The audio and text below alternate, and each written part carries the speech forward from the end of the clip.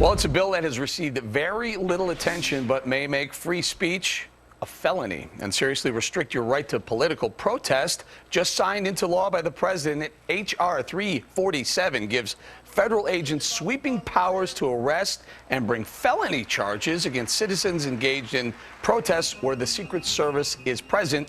Joining us now with more, Fox News senior judicial analyst, good friend, Judge Andrew Napolitano. Judge, the thing that jumps out off the page, felony? Yeah, felony means more than a year in jail. This is not like a traffic ticket.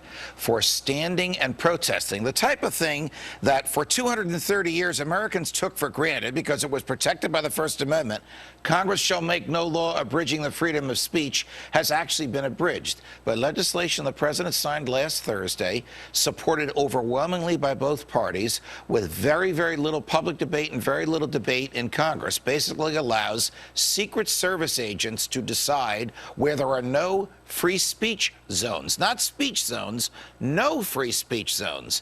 And anybody by the Secret Service can, protected by the Secret Service, can ask those agents to ban protests wherever they are. So I can think of 3 violations: speech violations, association violations, the right to petition the government for a redress of your grievances. What good is free speech if the people in the government are so far away from you that they can't hear you? Judge, what about keeping our elected officials safe? Keeping our elected officials safe is entirely different from insulating them from protest. The fact that the president is going to a hotel up the block should not bar you from standing across the street with a sign or with a bullhorn saying what you think about the president's policies. That is not a threat to him, and it is a part of American history since day one that we have the right to speak freely to, about, and against those in the government. Judge, do you think this is going to be one of those laws that is on the books but not enforced?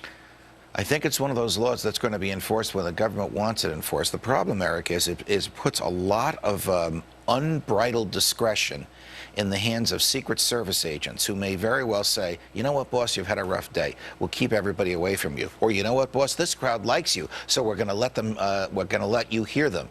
That's suppressing speech on the basis of its content, and that has been expressly prohibited by the First Amendment since day one. What dictates the Secret Service is present? In other words, aren't they present all over Washington, D.C.? Well, they are, and that's a great question, because this law also allows the president to give Secret Service protection to whoever he wants. I'll give you a bizarre example. His campaign managers are coming to Washington to confer with him about the campaign. He can give them Secret Service protection. And then the Secret Service can say to the kids in the streets, you can't shout at David Axelrod, because the campaign manager, because the Secret Service is protecting him. This is a slow, creeping destruction of some of our basic liberties, and the president signed it in secret. And now some of the Secret Service are going to be providing services for the candidates now as well, right? Correct. So correct. People aren't going to be able to have their opinion about the candidates? If the Secret Service so declares, you won't be able to shout at them. Judge, got to go. The economy's not bad. Sorry about that.